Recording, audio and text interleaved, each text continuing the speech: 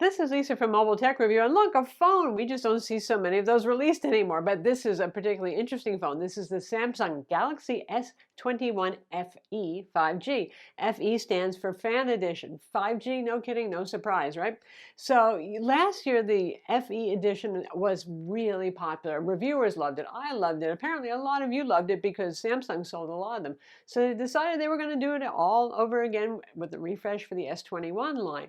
We're going to look at it now. So the S21 FE is about 8/10 or maybe even more of everything that you get in a regular S21 line of phone. Not the Ultra, obviously, but more like the S21 to the S21 Plus, because the screen size here is 6.4 inches. So for those of you who are thinking about getting an S21, the smallest one, but because it's the cheapest, but you kind of wanted a bigger screen, then the FE starts to make sense just right there. You also get the same Snapdragon 888 processor, and you get either 6 gigs of RAM with 128 gigs of storage or 8 gigs of RAM and 256 gigs of storage, depending on, well, how much money you want to spend and how much you feel like you need. You've got the usual, of course, dual band Wi-Fi, Bluetooth, NFC, all that sort of thing. And you have 120 hertz Full HD Plus AMOLED display, which looks every bit as nice as S21 displays. There is one little difference there, though, and that's that this is 120 hertz, not variable refresh, unlike the other S21. So you either leave it at the factory default of 120 hertz, or you can set it to 60 hertz if you really want to conserve battery life. So again, yeah, small things that are changed here.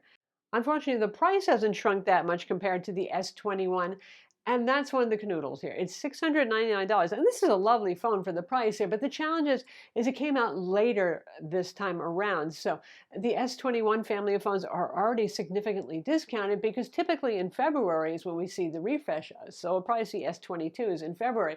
So at this point, are you looking for a bargain alternative that's not very bargainy? You know what I mean? But there's more to look at, and we will. And now a shout out to our sponsor, Trend Micro, and their premium security suite.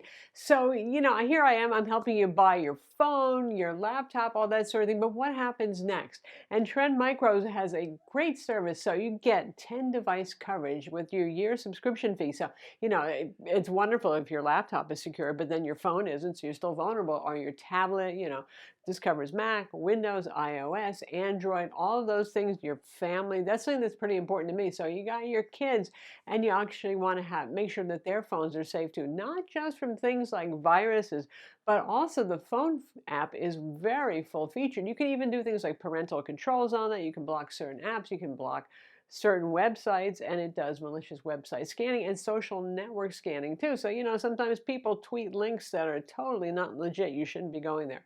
It covers that as well. And back on the PC or Windows, you get things like ransomware protection to lock your folders. You have a free VPN included and a password manager as well. Be sure to visit the link in the description to check it out for yourself. And now back to our video.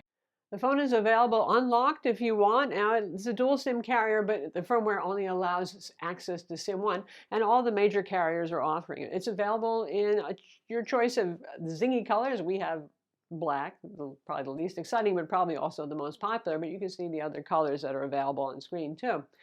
And this is 5G, not just mid-band 5G, but even millimeter wave, which is something the S21 can't say unless it's the Verizon edition. Because in the United States, Verizon's the one who really is making use of millimeter wave, which is that ultra fast but very limited coverage kind of 5G. But now the AT&T, the T-Mobile, all that sort of thing, it has it, but it's not going to be of that much use because most people aren't actually in millimeter wave coverage areas. But it's there for future thinking folks, right? You have a USB-C port, you have no headphone jack, you have no micro SD card slot. Welcome to modern times with Android phones, or well, iPhones too. And unfortunately, the S21 FE has joined the flagships in the trend to not have a charger in the box, so you got to roll your own. The good news is it supports 25-watt fast charging and 15-watt Qi wireless charging, and it has PowerShare reverse charging too, so you can charge Galaxy Buds, earbuds, whatever it is, or watch. And while you don't get the hefty discounts for being an early adopter and buying it like you do with S21s typically, or even Folds and Flips when they first come out, you can get $100 off the phone if you order it early on, or you can get nearly free set of Galaxy Buds if that's something you would rather have instead. Other amenities include an in-display fingerprint scanner, which works quite well, facial recognition, also less secure but also very convenient, and IP68 dust and water resistance. The build on this and the looks are quite nice. It feels quite light. It's 177 grams. It's light, but not too light, not cheesy light, if you know what I mean. The frame is metal. It's aluminum on this. And the back is glastic, which is a marketing term. Even Samsung seems to giggle when they use it anymore, which means it's a plastic that looks and feels sort of like glass. Yeah, I'm fine with it because you know what? Glass cracks easily. Plastic does not, and it looks pretty convincing to my eyes. And it's a matte finish, which is nice, helps you keep a grip on a little bit better. The cameras are almost what you would get with an S21 or S21 Plus. So you have the same 12 megapixel main camera. You get the same 12 megapixel ultra-wide camera. And by the way, you get optical image stabilization on that main camera and a pretty fast lens as well. You can see the specs on screen right now. Where you don't get as much is the telephoto lens. It's only 8 megapixels, so that's lower resolution.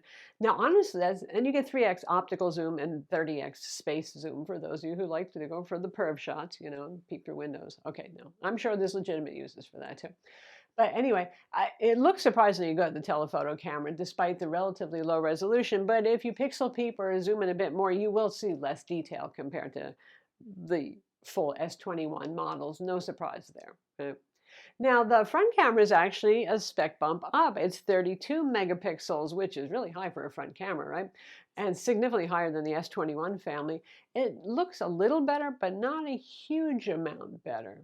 But it's there for you, along with 4K video recording on the front camera. And of course, on the rear, and all the bells and whistles that you get with the S21 in terms of software features are there too. So yeah, you're not slumming. For cameras, this is quite nice. It's every bit as good for the most part, other than that telephoto lens sharpness, as the S21 and the S21 Plus. Again, obviously the Ultra is in a whole different category. That one has the monster cameras and the monster price tag. In terms of performance, it's the Snapdragon 888, so you're looking at the same performance level as the S21 line, although you'll be getting a bit less RAM depending on the configuration you go with and who you're comparing to in the S21 lineup. But I think for most people, it's fine. I didn't have any problems with Android 12 on this and One UI 4.0 feeling sluggish or having applications reload a whole lot. And I even played Genshin Impact, and that played pretty well too. I saw a little frame stuttering, but really nothing. I mean, that's a pretty heavy game, so it was fairly smooth on that. The sound on this, well, you do get stereo speakers with Dolby Atmos support, and they're okay. They're not amazing, but it is a fairly small, thin phone, so how much audio quality can you hope for, I suppose? Sorry, I hate to say it for you people who hate iPhones, but the iPhone still kind of wins when it comes to smaller phones with big sounding audio there. Battery is 4,500 milliamp. That's a pretty beefy battery for a relatively, again, by today's standards, small phone. And battery life was quite good, and standby times were quite good as well. No mystery draining, you know, overnight, any of that kind of behavior. I had no problems getting through the day on a charge, and I was taking plenty of photos and shooting some videos, not hitting the GPS too much, but doing all the things that we do with our phones today, streaming video, messaging, all that sort of stuff. And a little bit of gaming too, but you know, if you hit the games a lot, obviously the battery life will be shorter on this. But it's very solid, I would say, certainly. So that's the Samsung Galaxy S21 FE 5G, our fan edition. It's a fingerprint lover to be sure, but it is very grippy. But most of you will use a case. So like I said, it's a perfectly nice phone for the price. It's just coming out kind of at the wrong time and not enough of a discount to get people, I don't think, as excited as they might have otherwise, right? I'm Lisa from Mobile Tech Review. Be sure to subscribe to our YouTube channel for more cool tech videos, including the Samsung Galaxy S22 models, whenever they come out. And hit the notification bell too so you know about them.